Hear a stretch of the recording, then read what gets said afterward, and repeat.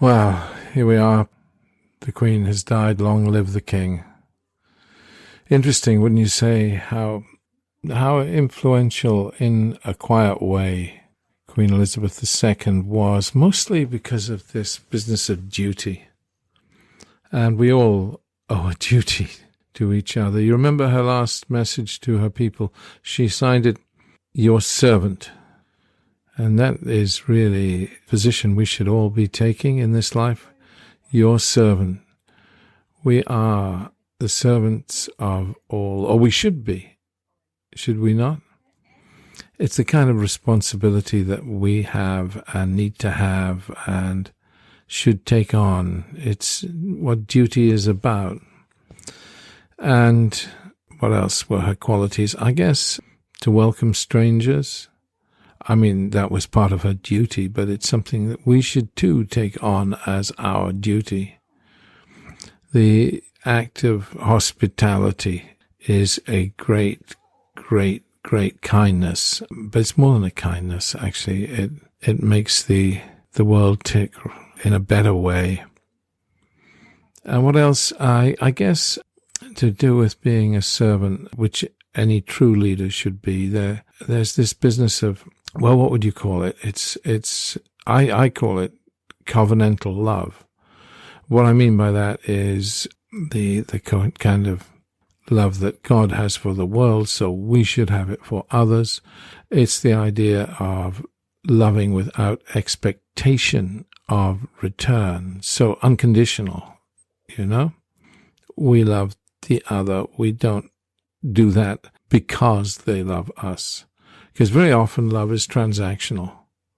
But a true leader will have covenantal love for his or her people. They will love regardless. And that is a great act of leadership. Other qualities, I guess, politeness. Politeness is a small thing, but a big thing. I remember I lived for a while in the Sultanate of Oman, and it would take me a good few minutes, well, more than a few minutes to get to my desk, because you would say hello to everybody. You just wouldn't walk in, and you'd more than say hello. You'd say, Salam alaikum, kaif halak, kaif sahadak, how's your health, how's your family, kaif alayla. You would ask, and they would reply. So this sort of thing matters. This sort of thing makes a difference. This sort of thing changes the world. And we need to change the world, don't we? If we're going to make it a better place. God bless her. God keep her. And we move on. We have a new king. Will he be worth his salt? He will if he learns from his mother and devotes himself to being a servant. That's the problem with most leaders. They get too bound up in pride. We all need a sense of self-worth. Don't get me wrong. That's very important. But leadership means humility. And just a touch, just a thought about that.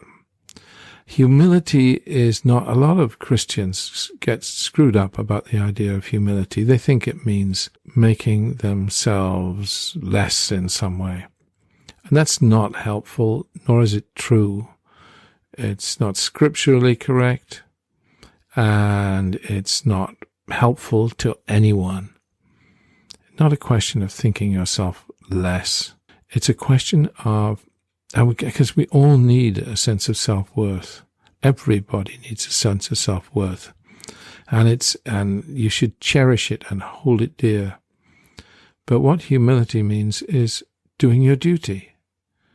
If you are a believer, it means is following what God teaches you. But even if you're not a believer, that kind of humility, that you allow yourself to be reined in, as it were, by your duty. And your duty is to care for those that are dependent on you, and primarily it's that, I guess, and to love, yes, covenantally.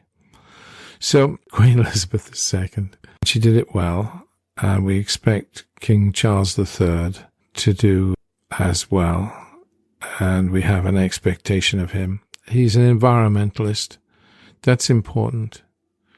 Given the shape of this broken world, I know in the British modern tradition, kings and queens are not supposed to be political. But on that score, he can really make a firm stand.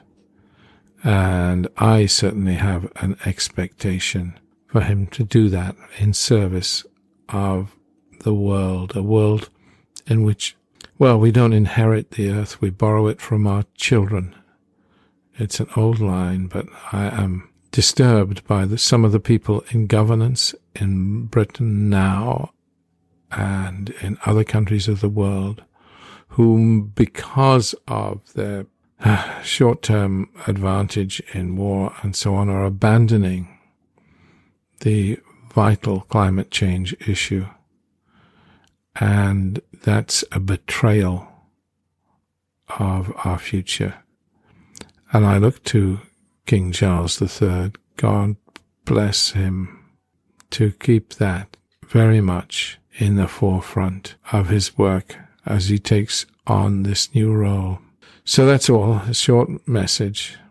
God bless the Queen. The Queen is dead. God bless the King. And we'll hope that, well, it is, some people say it's not a new era. It is a new era, for me at least.